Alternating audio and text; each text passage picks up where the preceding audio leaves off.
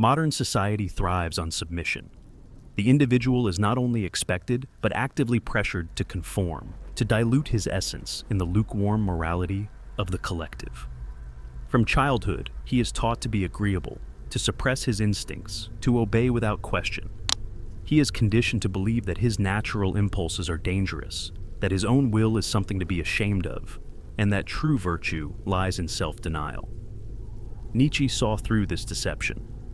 The individual has always had to struggle to keep from being overwhelmed by the tribe. If you try it, you will be lonely often and sometimes frightened, but no price is too high to pay for the privilege of owning yourself. Yet, modern man, rather than paying this price, kneels willingly before the altar of moral domestication, sacrificing his individuality for the comfort of social acceptance. The danger is not just passivity, but self-betrayal. The moment a man allows external morality to dictate his path, he becomes estranged from himself. He begins to think in borrowed ideas, to feel in second-hand emotions, to desire only what he has been told is acceptable to desire. He no longer acts, he reacts. Nietzsche described this state as herd morality, a condition where the individual forfeits his own instincts in favor of values imposed by others. And the consequences are severe.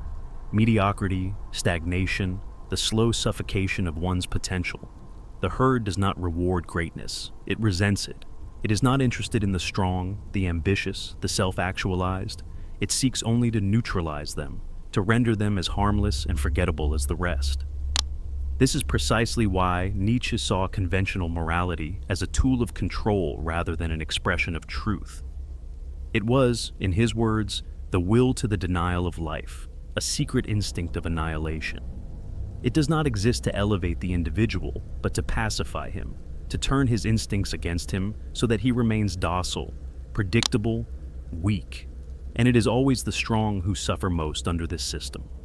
A weak man can comply easily because he has little to suppress, but a man with fire inside him, ambition, creativity, hunger for life, will find himself at war with everything he has been taught. He will either break free or break entirely. The choice is stark: conform and decay, or rebel and live.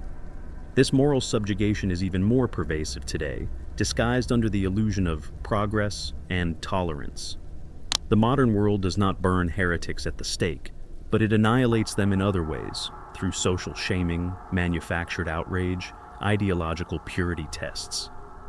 The individual is expected to apologize for his strength, to dilute his convictions, to soften his voice lest it offend the delicate sensibilities of the masses. Nietzsche would have laughed at such cowardice. You have your way, I have my way. As for the right way, the correct way, and the only way, it does not exist. But the modern herd cannot tolerate this kind of thinking. It demands submission not to truth, but to consensus. It does not care about what is right or real, only what is acceptable. The tragedy is that most people comply without even realizing it. They absorb the values of the collective as if they were their own, never questioning whether these values serve them or destroy them. They mistake obedience for virtue, comfort for fulfillment, acceptance for self-worth. But what is a man who has never stood alone? What is a life spent in quiet, fearful agreement? Nietzsche was unflinching in his answer. The surest way to corrupt a youth is to instruct him to hold in higher esteem those who think alike than those who think differently. Conformity is not growth, it is decay. The man who never defies will never become anything more than an echo of those around him. And yet, breaking free is no easy task. To reject external morality is to enter dangerous territory, to assume full responsibility for one's own values, desires, and destiny. It requires a kind of brutal honesty, a willingness to strip away every illusion and see oneself without the crutch of collective validation. Nietzsche called this process becoming what you are, a concept that terrifies most because it demands self-mastery rather than self-delusion. There is no hiding behind excuses, no blaming society, no playing the victim. The individual must create his own meaning, define his own morality, forge his own path. And this, above all, is what makes him dangerous to the herd.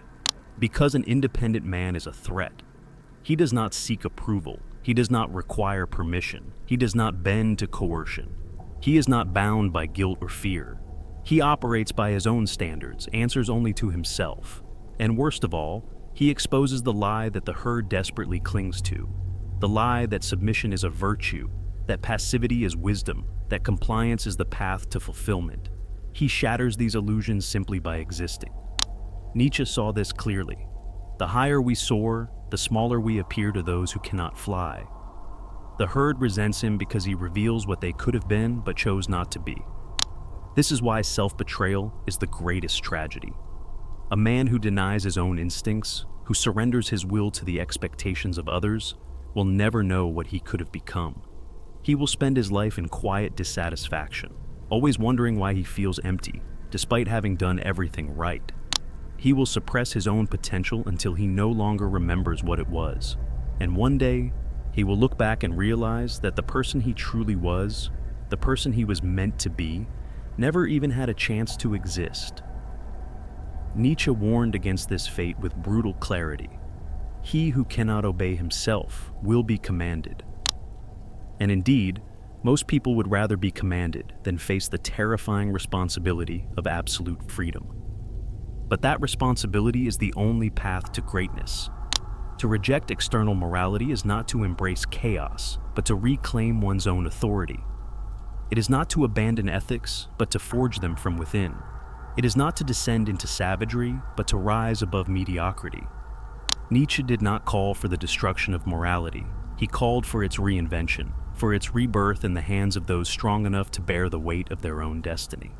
The Übermensch is not a nihilist, but a creator, not a destroyer, but a builder of new values.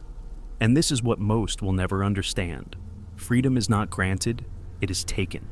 Strength is not given, it is forged. The true self is not found, it is built. Most will confidently choose to reject this path. They will settle for a life of quiet compliance, convincing themselves that safety is worth more than sovereignty.